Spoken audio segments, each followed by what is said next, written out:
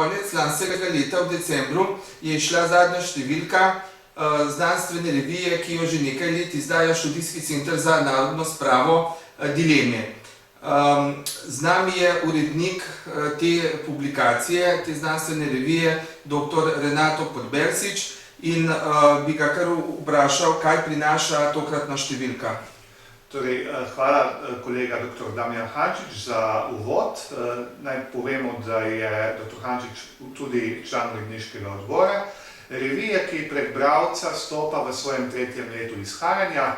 Prva številka dvojna je šla leta 2017, potem dve številki 2018 in pred nami so že, oziroma je druga številka letnika, 3. letnika, torej številka, ki je šla ob koncu lanskega leta.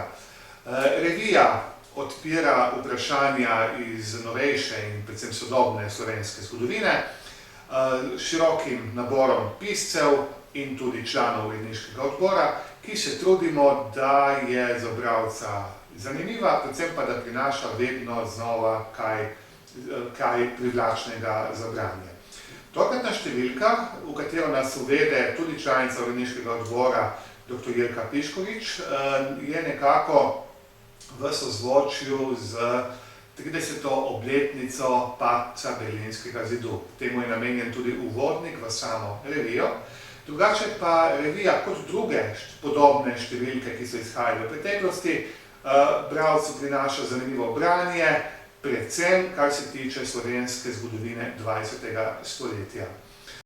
Uvodni prispevek kolega dr. Aleša Šafariča iz Muzeja športa Slovenije, kjer je kolega tudi kustos, prinaša zanimiv pregled odnosa profesorja, pozneje škofa na Otoku Krku Antona Mahniča do Sokola in sokolskega gibanja.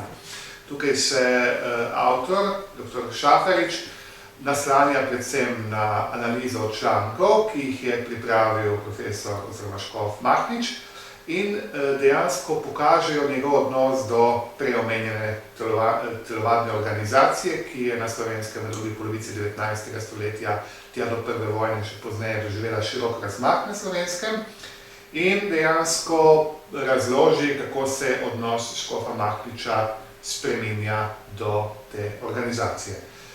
Vsi prispevki so tudi potem v slovenskem jeziku, seveda z angleškim širšim povzetkom. Zelo zanimiv prispevek, tokrat napisan v angleškem jeziku, nam je prispevala dr. Francesca Meneghetti z Inštituta Istresko v Trevisu, ki se je osredotočila na obravnavo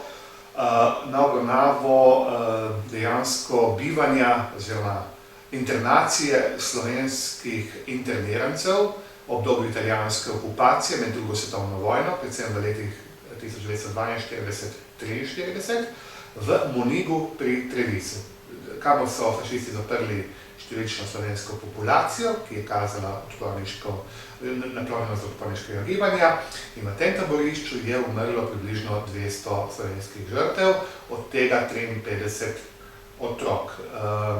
Dr. Meneghetijeva na podlagi arhivskih virov, pa tudi pričevanj oziroma tudi dostopne literature, analizira slovensko vzajemnost v omenjenem taborišču.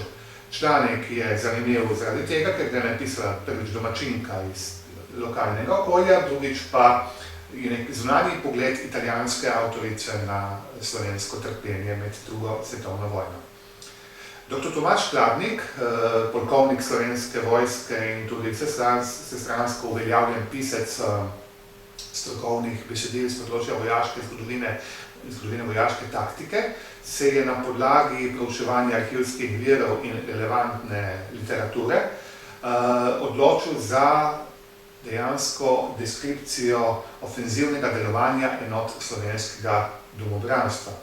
Gre za zanimiv prispevek, ki dejansko pomeni nekaj novega v slovenskem zgodovinopisju s področja vojaške zgodovine, ki se je posvetil seveda strokovnjak za to področje.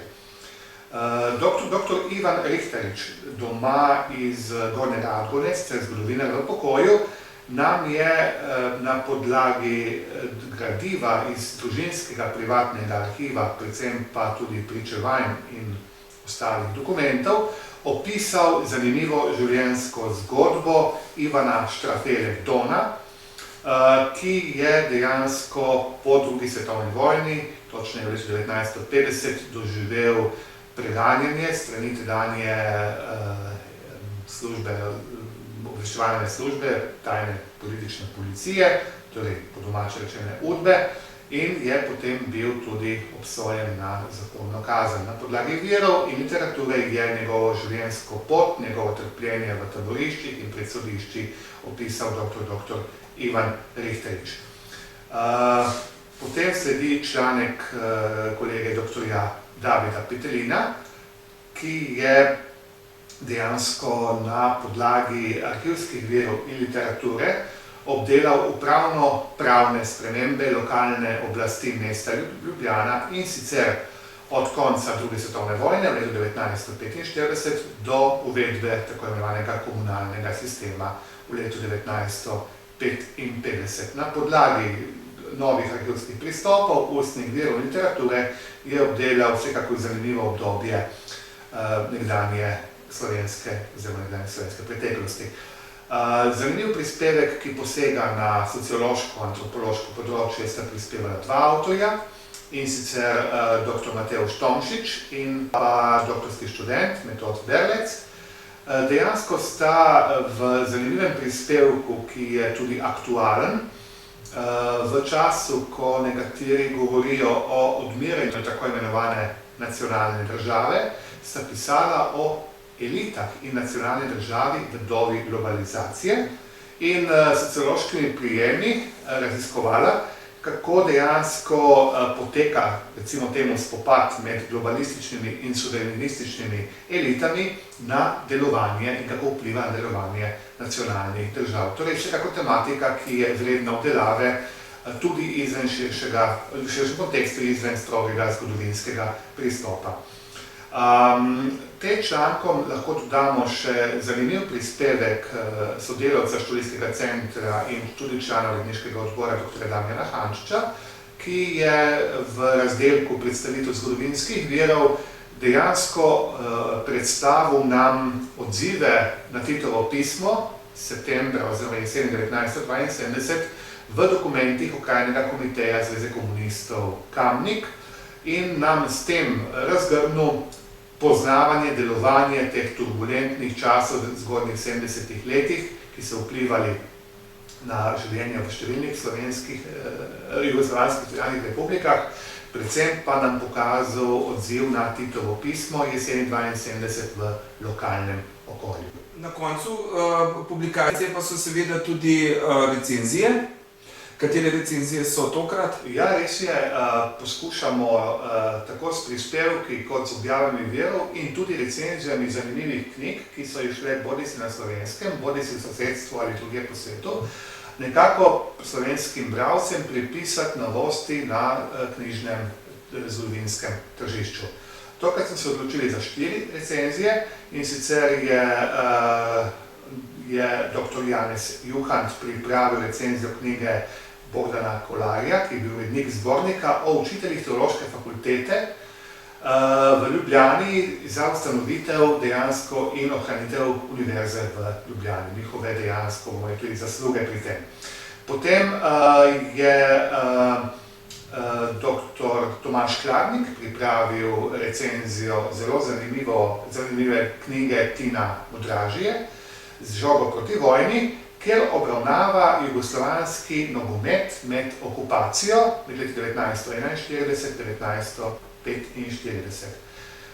Potem imamo predzadnjo recenzijo in gre sicer za spomine na Istro, knjige, ki jo je izdala Goriška Mohorjeva družba, avtorja Štefana Ceka, ki je bil eden izmed protagonistov, žalostnih protagonistov kot žrtev na tako imenovanih dogodkih v Lanišču leta 1947, dolga leta trpel v taborišču v zaporu v Lepoglavi, ohranil spomine, ki so išli, recenzijo je pripravil pa Renato Podbersič starejši.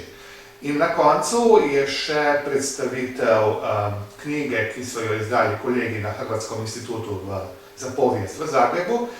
In sicer pripravili smo recenzijo knjige Marija Jareba o sovjetskih zločinih v Katrinskem gozdu, torej v Katrinskoj šumi, in vlogi doktorja Edvarda Luke Miloslaviča, ki je kot zdravnik iz sedanje NDH sodeloval pri izkopavanju oziroma forenzični analizi tovrstnih teh žrtev pobitih poljskih častnikov pri Katrinskem gozdu. Vsekakor knjiga, ki je vredno vzeti v roke, in to recenzijo sem pripravil jaz, torej Renato Podlesič. Hvala za vašo predstavitev.